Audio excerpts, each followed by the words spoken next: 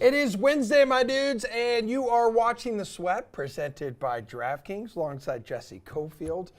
I am Emerson Latzia, and if you can bet on it, we are talking about it here for the next 55 minutes or so. Sure are, like which guys to back at the Scottish Open. Okay. How to navigate the MLB futures market. Okay. And Gojo going to stop by to talk about some interesting storylines as we enter NFL training camp. And there's a really interesting one. Yeah, get your popcorn ready because it is going to be the Jets on Hard Knocks and Aaron Rodgers. How excited are you? I'm scared. I know. They're like, Roger, we don't really feel like being on Hard Knocks. And he's like, we don't care. Yeah, he's like, we nope, don't care. Sorry. Let's bring in VSiN's Tim Murray and Ben Wilson, a couple dudes here with their big, beefy crystal balls because it's time to see the future. NFL futures ahead of the 2023 season, Jesse. Yeah, before we get to specific bets, though, guys, what are some things you like to focus on when you're combing through that large selection of futures on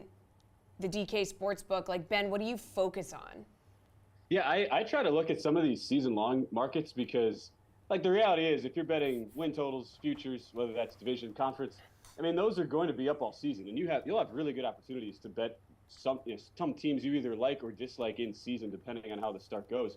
But these season-long player markets, I really like because a lot of those numbers are very much inflated because obviously most people want to bet the overs. They love their stars, and there are so many ways that a season can go wrong for a certain player, whether that's poor performance, injury, team's not competitive. And so those are some of the ones I look for. You see some of the stars with some just gigantically, to me, inflated numbers. Like Derrick Henry's the one that stands out the most, who was, I think, at 1,200.5 rushing yards, and that's since been bet down. All right, Tim, Ben likes season-long stuff here. How about you? Oh, I think you're muted. There we go. Yeah! There we go. Timothy, I mean, wow. I don't know. I'm not used to doing my own things, Us hosts, we don't know how to turn off our own unmute button. Yeah. No, the way I like to look at it, guys, is I do like to look at some season win totals. Also, what's kind of the perception? I'll give you an example. I'm from D.C., so a couple of years ago, everyone thought that, Washington was going to be horrendous, and they went out and won the NFC East, albeit with a 7-9 record. So what was the talk heading into 2021? It was, Washington's going to win this division, and everything got overinflated, and you came in and pounded the under of 8.5, and that was an easy winner. So I like to kind of, the buy low, sell high. Obviously, it's pretty cliche, but, when you look at the win totals, that, and then, who can make a run to the playoffs. Obviously, over the summer months, we always discuss, guys, who is a team that is going to go from worst to first. It happens, each and every year. I know Emerson's Jaguars were able to pull off that feat last year. So, that's something to take a look at, to make the playoff markets. I don't get too exotic. Obviously, you could look for some long bombs and, the MVP market or the futures market. But for me, if you can get a plus 180, plus $2 price on, a team to make the playoffs or a team to win the division, those are kind of the angles that I like to look at here in these early months leading up to the NFL season. Well, Tim, you mentioning the Jaguars is a perfect segue into us diving into most regular season wins here as we click on the specials tab on the DK Sportsbook. So Chiefs are the favorite at plus 400, Eagles, and then the Bengals and Bills rounding out the top four. Which team are you backing here, Tim?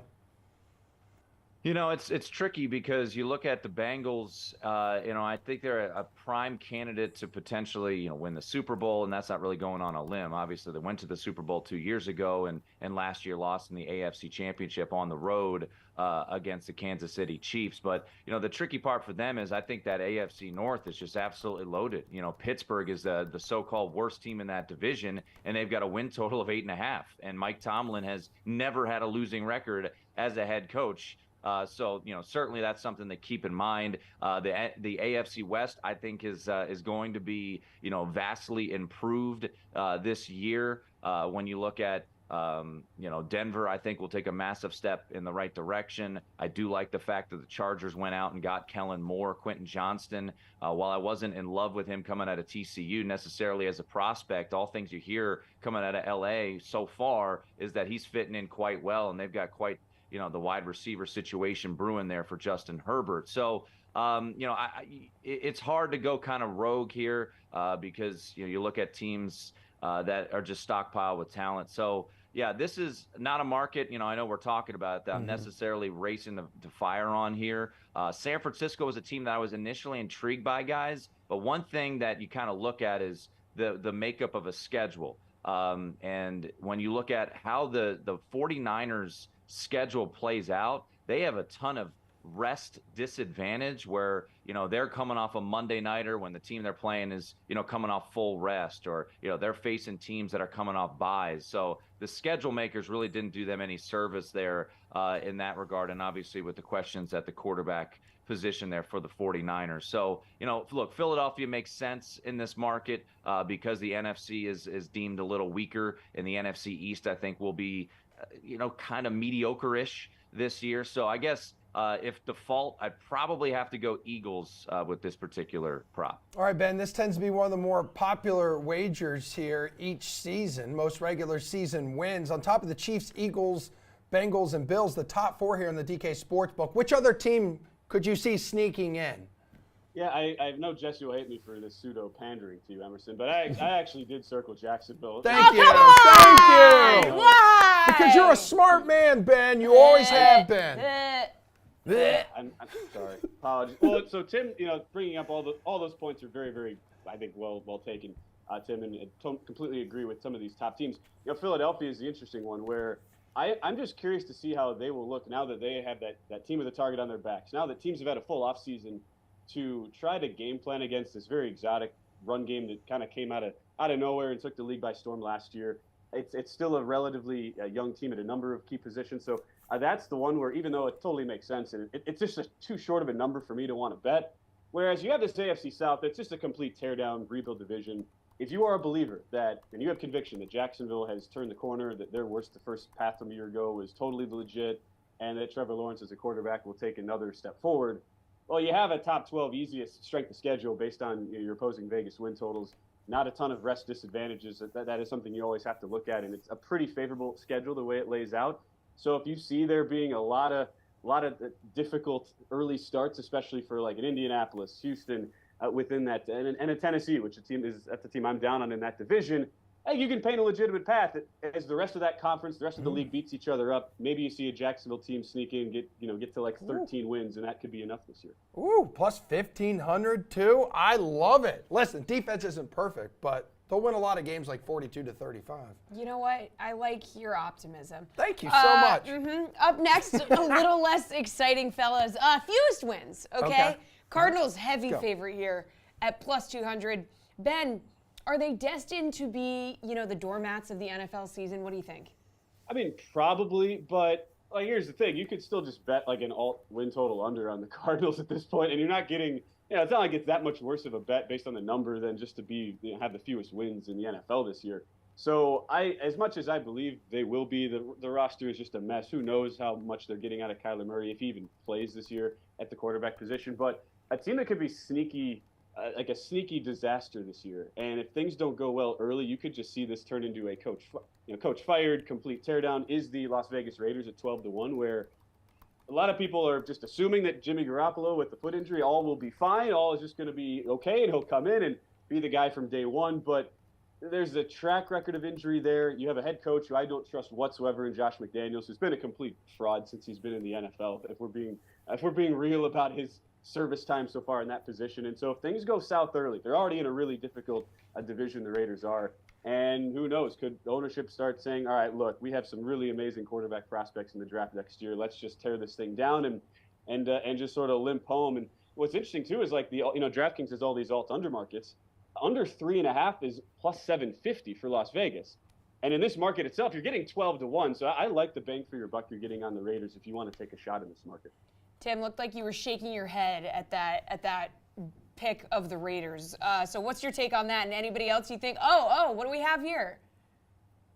The Raiders. Ben, he's copying your homework. Oh, no. This is great. This is wonderful. This is quality content when, two folks who live in Las Vegas both are expecting the Las Vegas Raiders to be terrible this year.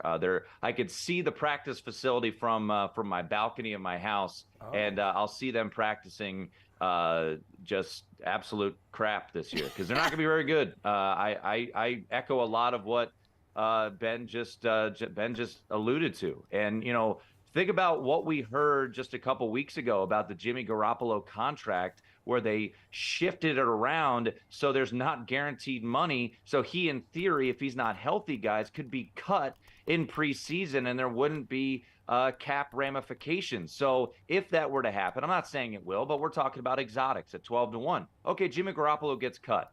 What are they doing? They going Brian Hoyer? They going Aiden O'Connell? So look, if you want to take a long shot, Aiden O'Connell to win Rookie of the Year, I actually think that is kind of a crazy pizza bet type of flyer. But I agree with Ben here. Obviously, Arizona is 2-1 at DraftKings for a reason, to be the worst team, understandably so. But I'm also curious about Arizona.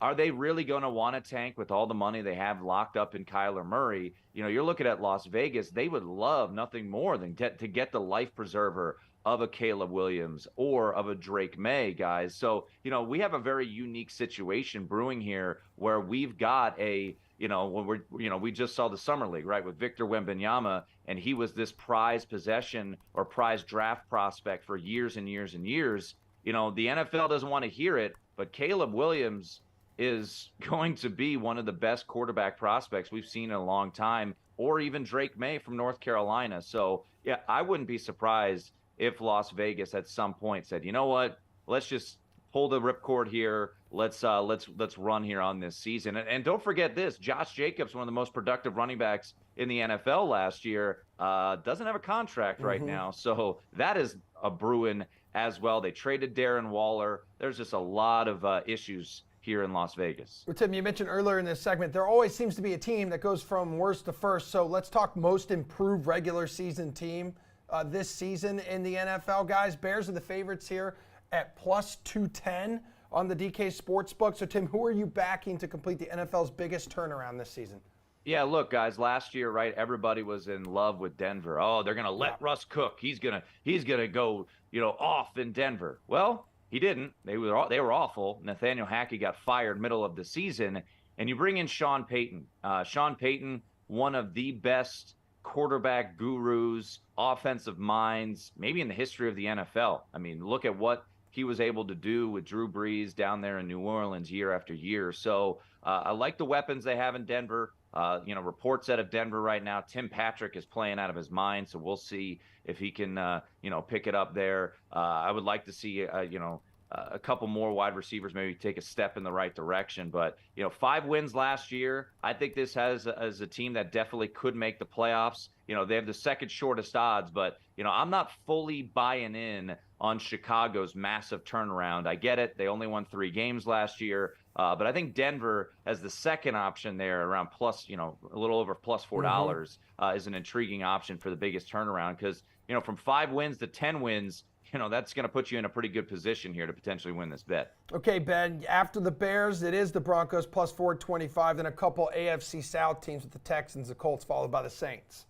Right. Of those AFC South teams, too, I would probably look Colts. I'm just intrigued. I know I just said Jacksonville I do like as a long shot to have most wins, but if there's a team that you could see and you could at least you envision and point a path towards them being competitive in a lot of games, it is Indianapolis with how different that offense is going to look. And I imagine you're going to see a really, really explosive type of strategy from a new coach coming in and thinking about the different exotic ways to kind of showcase a new offense that we'll likely see a couple different quarterbacks at this year. And if they're able to reverse that offensive line into the previously elite unit that it was in Indianapolis, and you still have a legitimate running back threat at the top in Jonathan Taylor, it's still a team that will make give a lot of teams problems and have a lot of close games. So you're getting 8-1 on a team that was really bad last year, only had 4 wins a season ago. I can totally agree with Tim that the bet is probably Denver, and that I don't agree at all with this Bears team just being the favorite. I get why they are because they only won 3 games. Yeah, Bears could win 7 games and still win that technically. I mean, depending on how these other teams go, but I'm not ready to put all my chips into the Justin Fields bandwagon until I actually see the improvements made with the accuracy this year. Okay. All right, Ben and Tim, thank you for giving us your takes. We appreciate Goodbye, your guys. time. Thanks for waking up early. Another person with takes, Michael Jr., going to join us next. He's going to give us a lot of takes, including what he thought of Wemby's Las Vegas debut. Okay, I'm excited for that.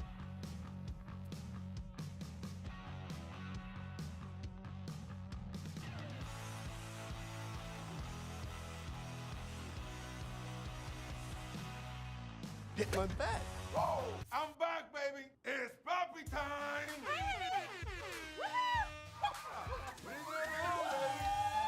New customers, download the DraftKings Sportsbook app and bet $5 to get $150 in bonus bets instantly.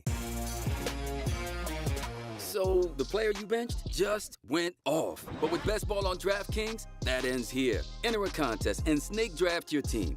Every week, you'll automatically rack up points from all your top scorers. No ads or drops, no trades, no I should have played him insteads. Teams with the most points by season's end take home cash prizes. So head to the DraftKings Fantasy app and get in on our biggest Best Ball contest ever with this latest offer.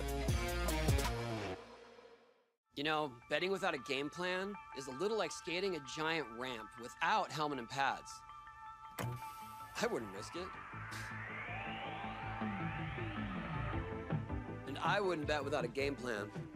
DraftKings Sportsbook provides you with tools to set a realistic budget and time limits, so you're ready to bet responsibly. Download the DraftKings Sportsbook and Casino apps to learn more about how you can practice safe bets.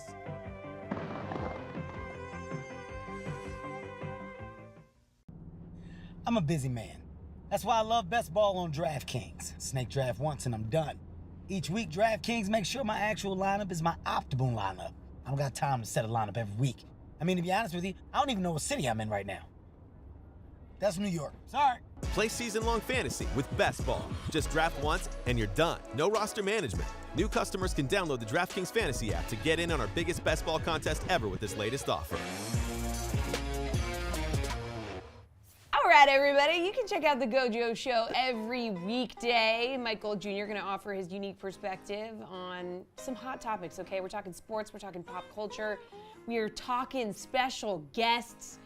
You can snag the show wherever you listen to your favorite pods, Spotify, Apple, Google Podcasts, the iHeartRadio app, and more.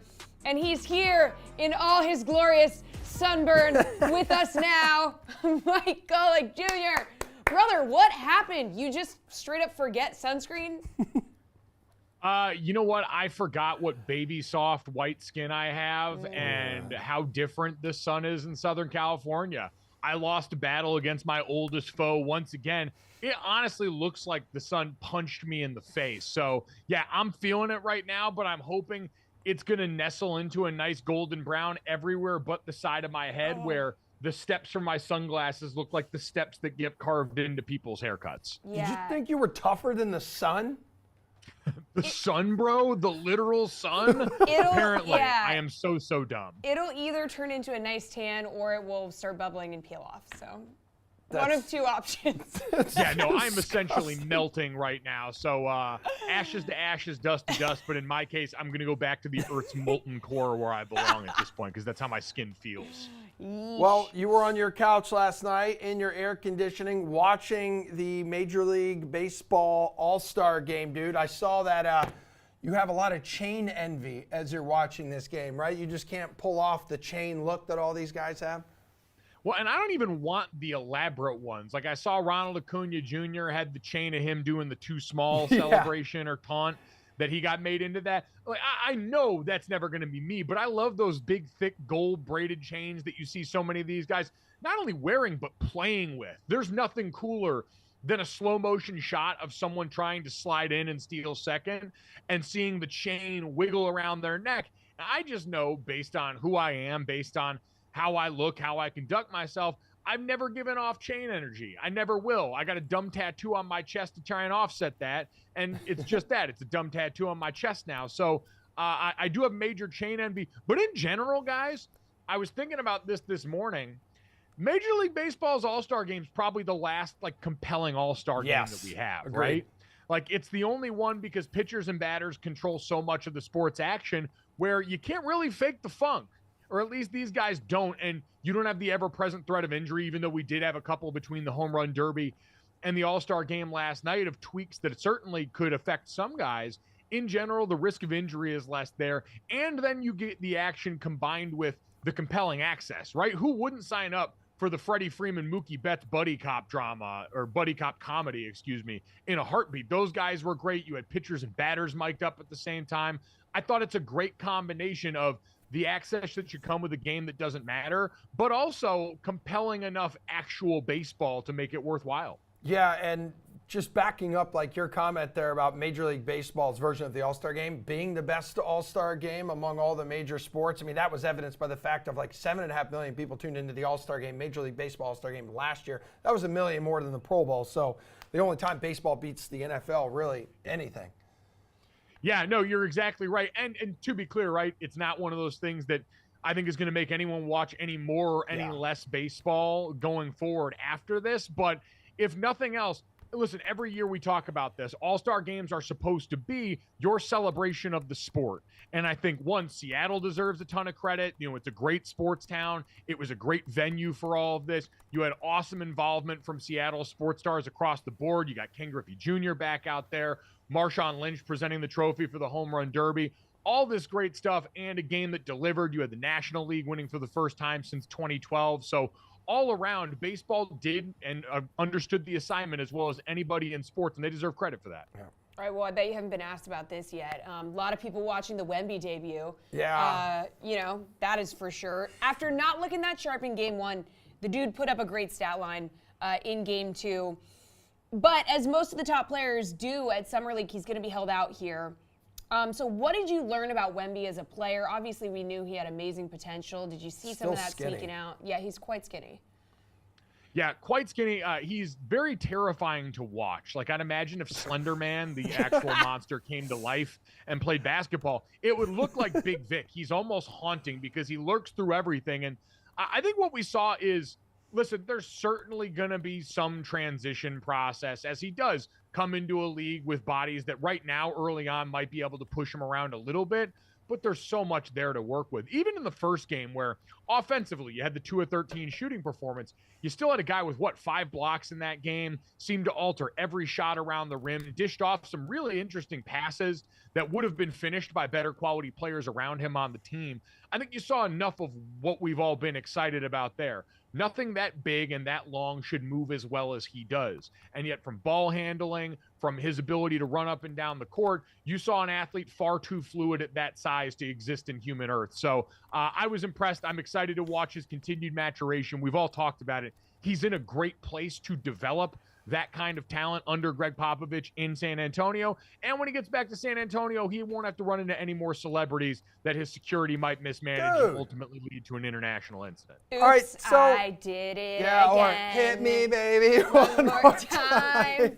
Not great, Bob. It was still kind of sad to me, Mike, where I'm like, oh, man, it's Britney Spears now running after other celebrities? If you saw the video, it's just a woman running up to Wemby. I'm sure that's happened multiple times. But just turn around and say, oh, my God, that's Britney freaking Spears. He did turn around. He said, oh, my God. It was, No, he didn't turn around. He followed the advice of his security, and he kept walking. My thing with all this is, this could have been easily avoided. Because, one, it wasn't crowded going into the restaurant where they were at. When this originally got sold to us, I thought this is a crowded throng of people. I thought there are people hurling themselves at Big Vic to get to him. There was nobody out there. Britney Spears' security was nowhere to be found, which confused me even more. But as she came out and said today, and I'm glad I saw Britney Spears throw a video online that reminded people, I've been really famous for a really long time. I have been around situations that actually need and require security, and my security hasn't operated this way. Could have been easily avoided because their 2 security camps met inside that restaurant and said, hey, I'm sorry, this could have been handled better. Take the damn picture, Vic. Yeah. Someone in his camp's got to have the foresight to say, let's take this picture, let's throw it up, say, sorry for the inconvenience. Sorry about the miscommunication in here. Glad to meet one of the biggest pop stars in my first trip to America as a part of my entry into the NBA. Period. End of sentence. I don't know why I'm so much better at PR than the people in charge of PR. His people should call your people. Should call you. His people should pay me. Come over here. I will give you a great rate. I'll give you a great quote, and we can make this happen. And I'll make sure you don't look silly in public like this again with your incredibly valuable 7'5" Frenchman. Yep. Some people say what's gone down behind the scenes at Northwestern Speaking of needing a PR team. Yeah, it was avoidable as well. Mike, I've seen your Instagram, watched the show a little bit yesterday. I know you guys have talked about Pat Fitzgerald being fired there after, a slew of accusations ranging from unfortunate to disturbing and really all ultimately unacceptable. So a stunning end to really what seemed to be a perfect fit between a former star player and his alma mater now. Was the end result here what you expected it to be? Not early on, no, because this is college sports, and we've seen as recently as what went on at Iowa with Kirk Ferentz and that regime, but a couple of years ago, and allegations involving the environment around that team from a racial standpoint, black players on that team feeling like they were made uncomfortable, the reckoning that went on there that ultimately still allowed Kirk Ferentz to keep his job because he means a lot of the same things to Iowa as Pat Fitzgerald means to Northwestern. And because in college sports, we see plenty of people survive scandal and ultimately come out on the other side with the ability to either keep their job or get another job. But I think here, what ultimately happened is just as much about, obviously, what went on in there being totally unacceptable, right? Everything about what was described in the allegations of hazing in that locker room, completely unacceptable, completely outside of any of the norm of what people might try and dub team bonding or team building or any of the things you could loosely file that under. Completely outside of and completely unacceptable. It's just as much about that and about coaches who could and should know about more about what's going on in their programs and do. These coaches are incredibly dialed into what goes on a day-to-day basis. Most of them are control freaks and know pretty much everything that happens in their building at all times, especially something that it sounds like it was pervasive as this, according to the independent investigation. But this is also about Northwestern's brass and Mike Schill, their president, who, just as a rule of thumb, you shouldn't know the name of the president of the university if you didn't go there. And we now all do with the president of Northwestern.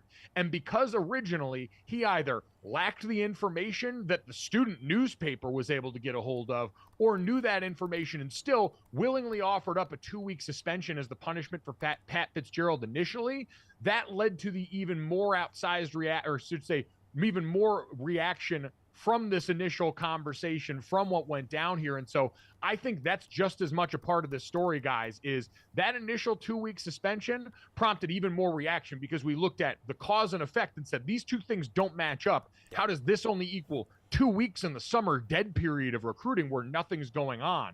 Had they adequately punished this at the beginning, had they actually come out and taken a firm stand on this, I do believe there's a chance Pat Fitzgerald may have actually been able to hold on to his job still. Okay.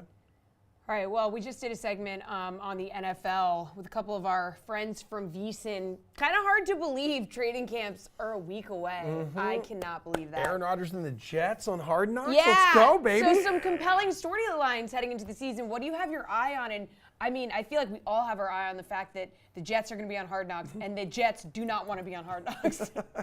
Yeah, no, the Jets, well, see, that's the thing is I think the Jets are saying, hey, we don't want to be on Hard Knocks. And I probably believe Rob Saleh, their head coach, wants no part of Hard Knocks. But yeah. He said, I know there are several teams that would love Hard Knocks to be in their building. We're just not one of them.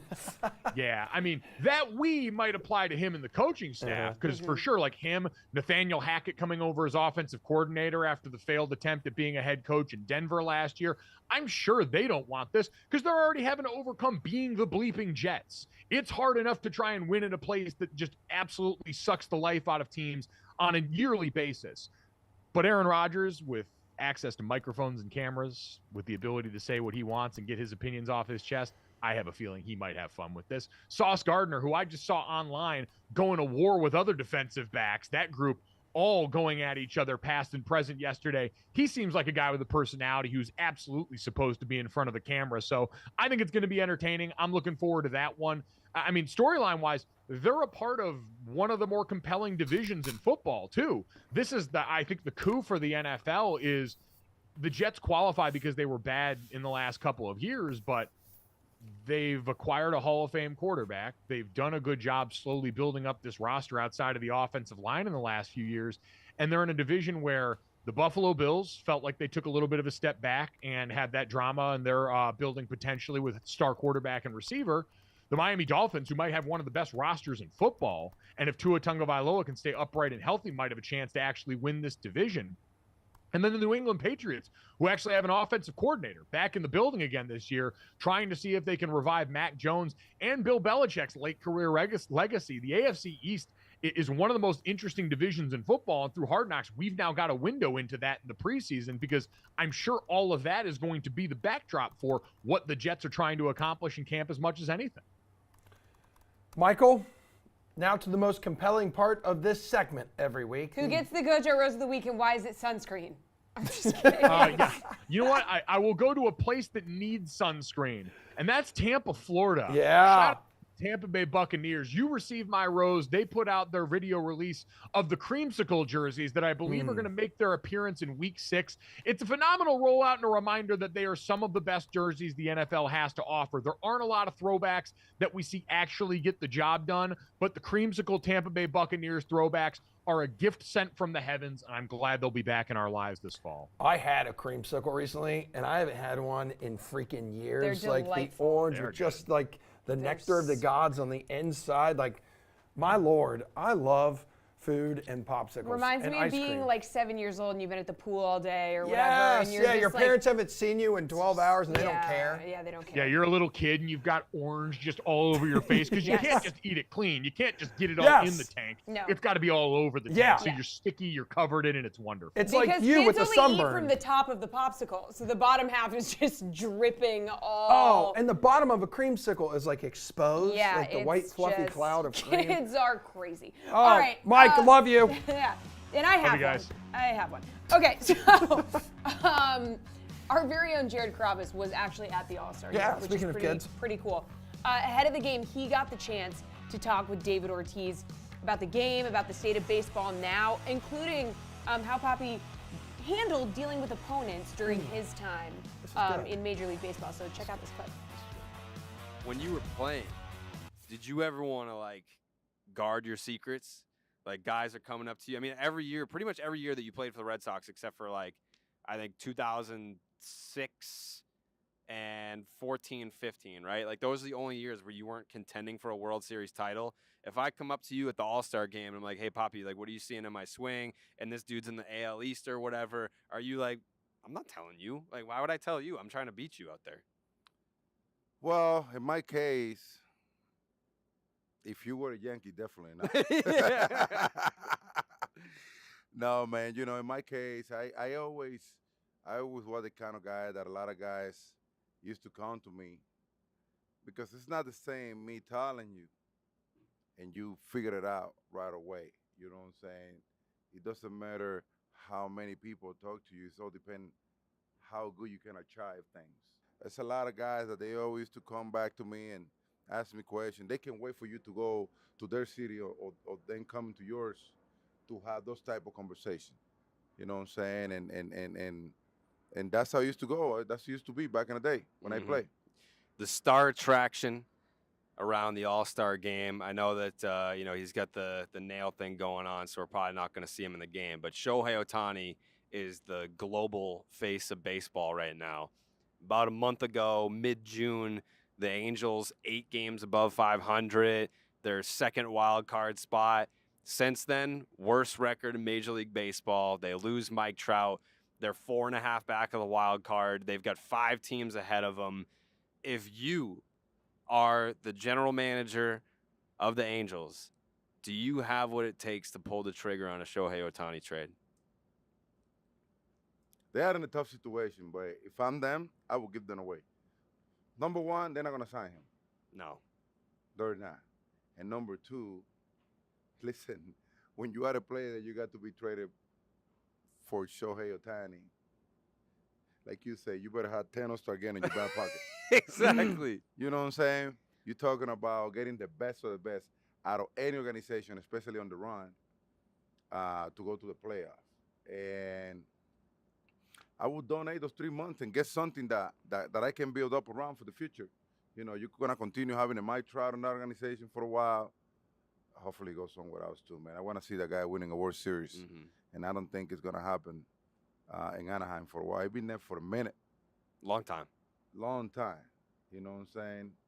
and every year seems like they just get farther and farther and farther. You know what I'm saying? So, hopefully, my boy goes somewhere where he can win. I mean, look, he's facing situations yearly now where he's getting injured and he's not getting any younger. And when you talk about Mike Trout playing 15, 20 years in the big league and not winning a World Series, that sounds kind of suck. Right. Right?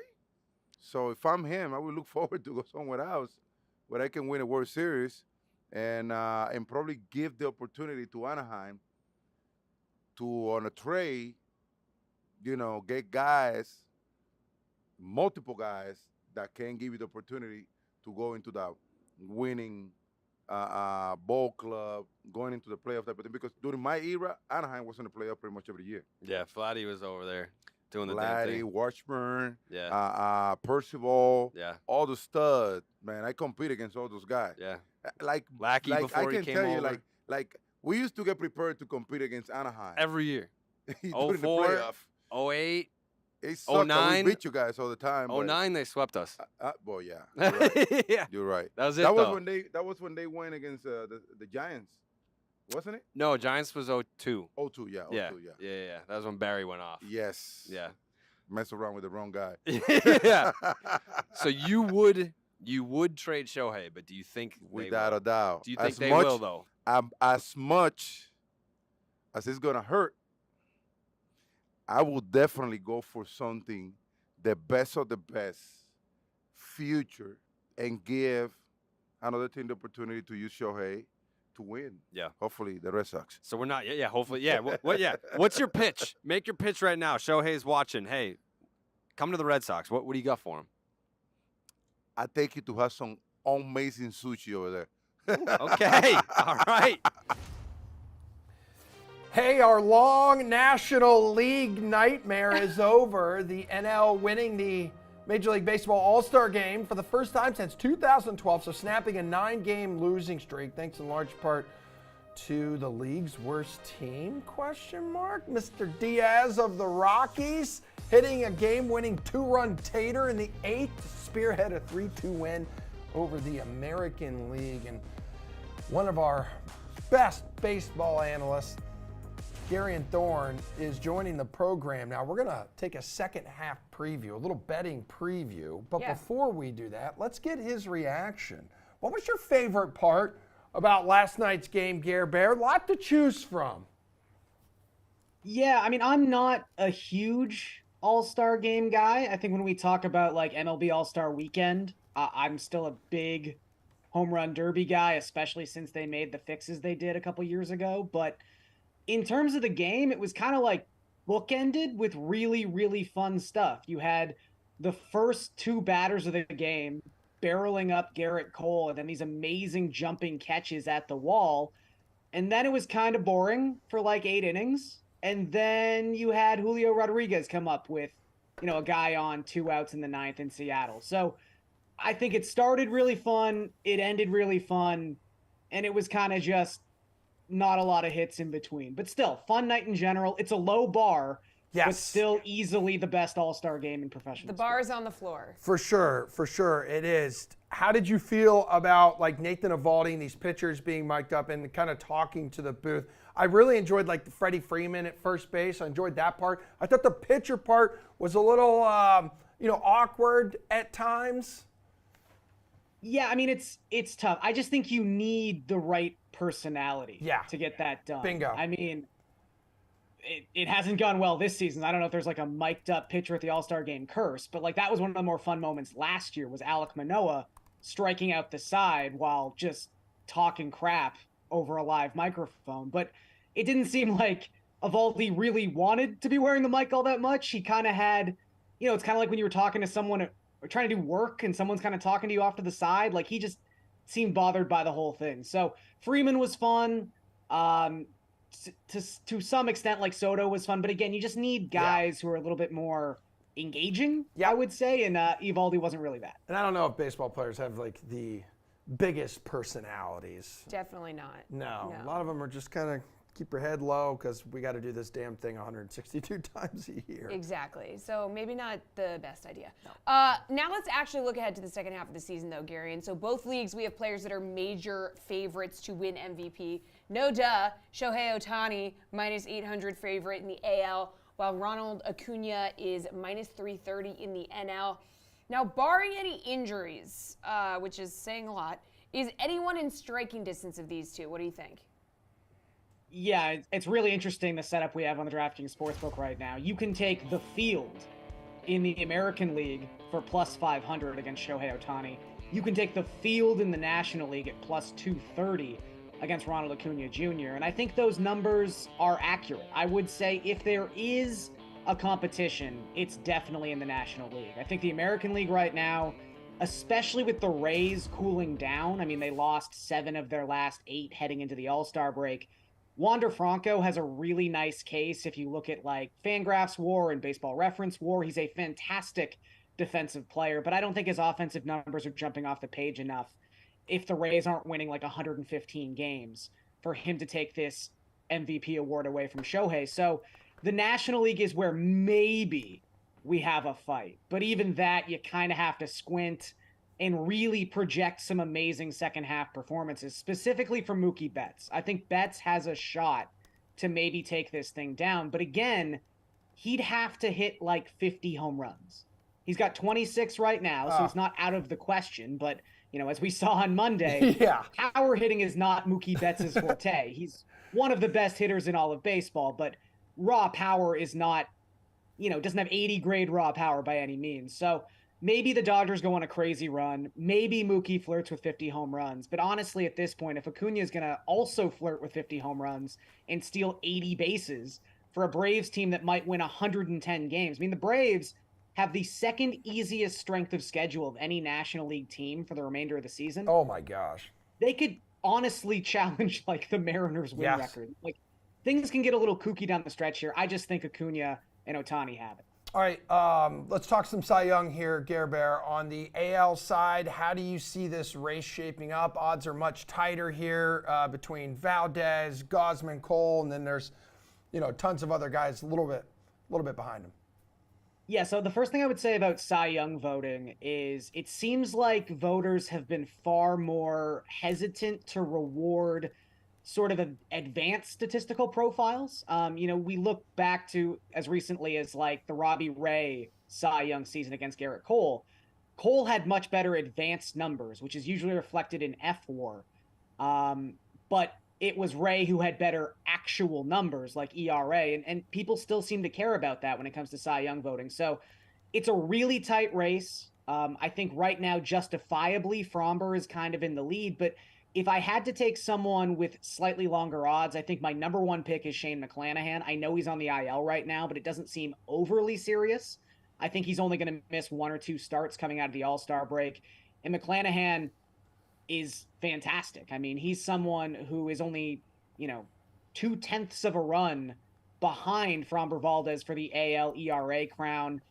Has better raw stuff, I think, than Framber Valdez. And again, the Rays, this might be a situation where because they've been so good this season and because they will be so good to finish out this season, they need to be rewarded in some way. And I think McClanahan can maybe take down the Cy Young Award. But if you want a real long shot, I think Joe Ryan is really interesting at 50-1. He actually leads the American League among qualified starters in expected ERA. He doesn't walk anybody. The split change he developed this offseason has been fantastic. And he gets to pitch against the American League Central for the remainder of the season. So if anyone's going to put up ridiculous stats and has the laneway, I think Ryan is one of those guys just because he's going to get to face the Tigers and the Royals and the White Sox a bunch. All right, how about on the NL side, Garion? Zach Gallen plus 200, Spencer Strider plus 300, Clayton Kershaw plus 400, all in the mix, all these dudes close together. So who are you going to be backing here? So I'm a little worried about Kershaw. The Dodgers don't have the luxury they've had the last half decade of these phantom IL trips where they were really just saving their pitchers and sort of protecting their innings loads because they were so far up in the division in, you know, late July, early August. They are fighting for their lives right now in the National League West. But Kershaw, older guy, Back injuries are often an issue with him. I just feel like he might not finish the season with enough innings to actually reasonably take down this award. Eileen Strider at 3-1. I mean, he is just pound for pound, I think, the best pitcher in baseball. The strikeout stuff is ridiculous. He has the best expected ERA of any qualified starter in the National League right now. And there was a blip on the radar. He had a couple bad starts back to back, 8 earned runs in one particularly bad outing back in June. But his last 4 starts heading into the All-Star break, a 1.38 ERA backed up by a 1.36 FIP. And, you know, there are still some people out there who vote based off of old school statistics. If the Braves are really going to do this and like win virtually every game they play, Spencer Strider might finish with like 22 wins, which again doesn't mean anything to me, but it might mean something to some voters. All right, Care Bear, your time here is done. Major League Baseball season will pick back up on Friday. Coming up next, we're going to poke across the pond here. Genesis Scottish Open, some price check. Tommy Fleetwood, he's had his moments in this tournament, finishing second in 2020, a tie for 4th last year. Is this the week he wins? Hey, it's not in America, so maybe Jeff Ulrich could be right this time. We'll talk to him and Len Hochberg next.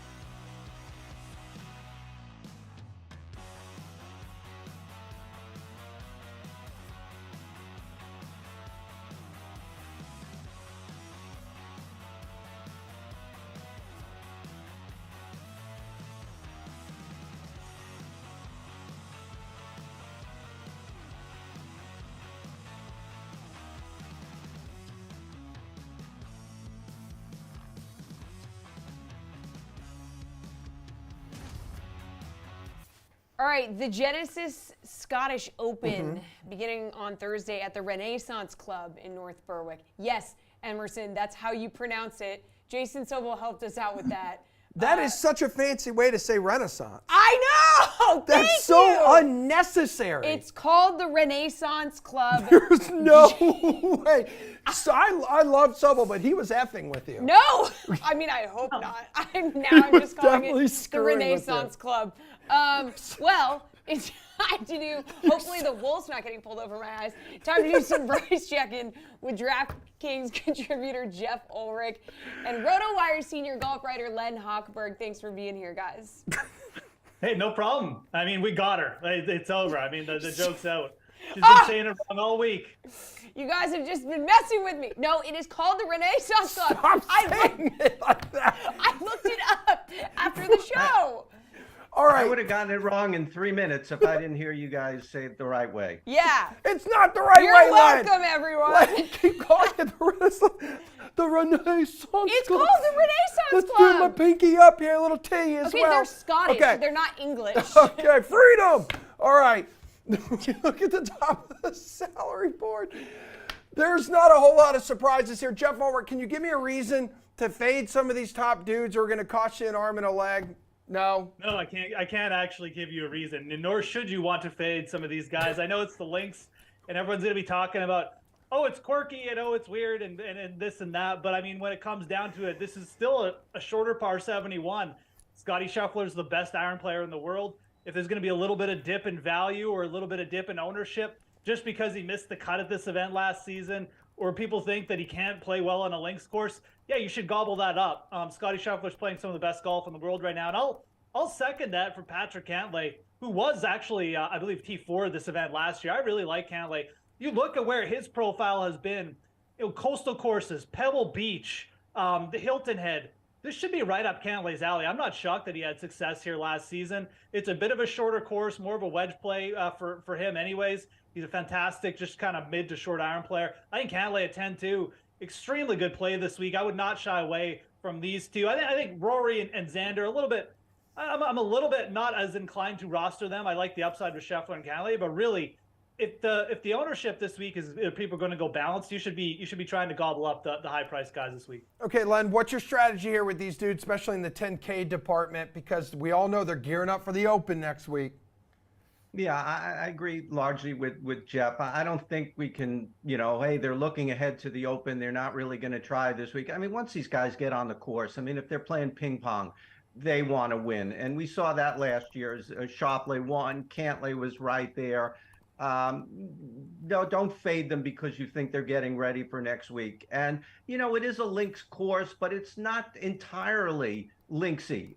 It is sort of a hybrid parkland. There are trees. There are no trees on a real links course. So I think the American golfers will play well, can play well, will play well. I do like Scheffler. I do like McIlroy, who's been playing great, except for, winning. And, we could get very windy. I like Schauffele, really powerful driver of the golf ball. He can really hit it and pierce the wind because it looks like it's going to get very windy on the weekend. So, yeah, do not fade these guys because of some narratives. All right, Fleetwood, Spieth, Fowler, all names you can find in that 9K range. Jeff, you want any of these guys in your lineup, and why is it Tommy Fleetwood who you're in love with? Oh, wow.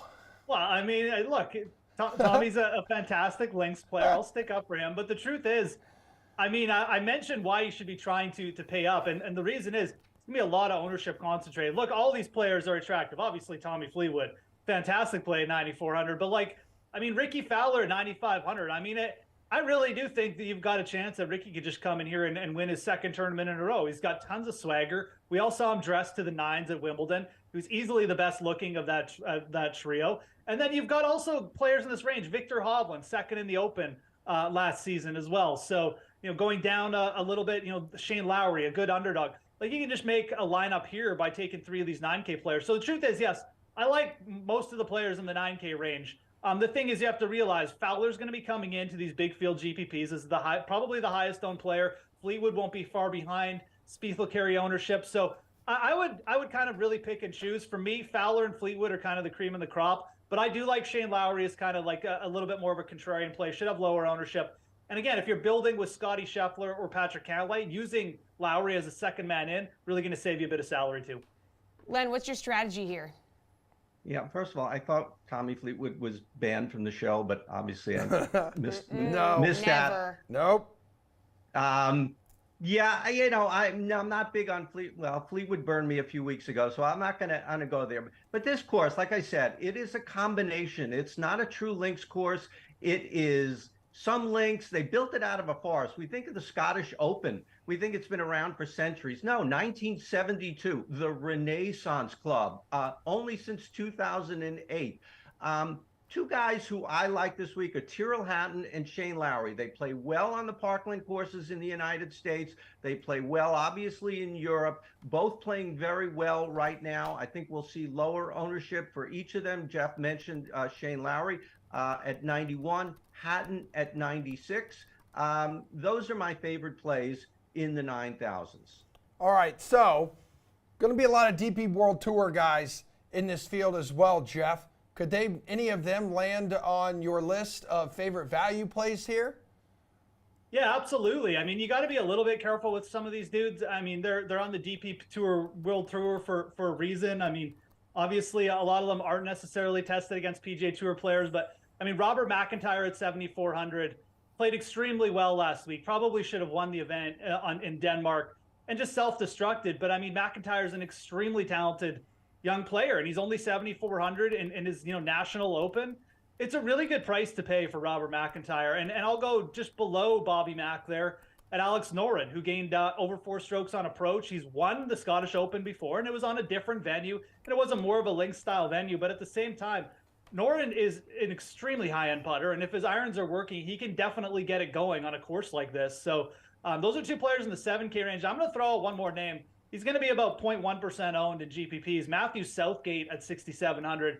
This guy shot 61 to end Denmark last week. He's a fantastic links player. He's got 2 top 15 finishes in the Open Championship. Southgate at 6,700. That real just punt, sort of no one's going to talk about, sort of just out of the clouds play for this week. Okay, Len, who sits atop your value rankings? Yeah, I like Southgate too. That's a good call by Jeff. Alexander Bjork at 7,300. He is a DP World Tour player, Swede. He's finished in the top 10 in 6 of his last 7 tournaments. Yes, DP World Tour, lesser competition, but half of this field is DP World Tour, and he's played this tournament well. Richie Ramsey, a Scot, his national championship as well. He was winning the Maiden Himmerland tournament last week with 2 holes to go. He imploded. He doubled 18. He missed the playoff by a shot. Also played this tournament every year and plays it very well. And I'm going to go all the way down to 6,500 for Callum Tarran. 2 words I don't think I've ever said those 2 words together before. He's an Englishman, but he plays on the PGA Tour. He's been playing pretty well. I think he's a very good play at that price. He's making cuts in designated events. He was 29th at the PGA. You may have to dip down there. That's a good play, 6,500 and under. All right, under a minute, guys. Finally, Len, who is your pick to win the Genesis Scottish Open this weekend? Who are you going with? You know, Ricky Fowler, we've been looking at him all year, and he had done everything until last week or a couple of weeks or whatever it was. He had done everything but win. He'd been playing great. And Tyrrell Hatton is another guy. He's been playing fantastic golf under the radar. You don't get on the radar really unless you have a win or are Ricky Fowler. But like I said, I think he's accomplished in both U.S. type courses and obviously in European courses. This is a hybrid. Tyrrell Hatton could break through this week at 9,600. 30, Jeff, who's your winner? Well, in the field without Tommy Fleetwood, I'm going to go with Patrick Cantlay. I think Patrick Cantlay is overdue for a win here. He's been gaining strokes across the board. His putter has heated up his last couple starts, and he's played here before. I like Cantlay on this setup a lot. Should be an exciting few days at the Renaissance. All right, Starts that's a tonight. show. The lock is That's early. a show, everybody. We will see you Goodbye, tomorrow, guys. 11 a.m. Madden starts at 6 p.m. Renaissance.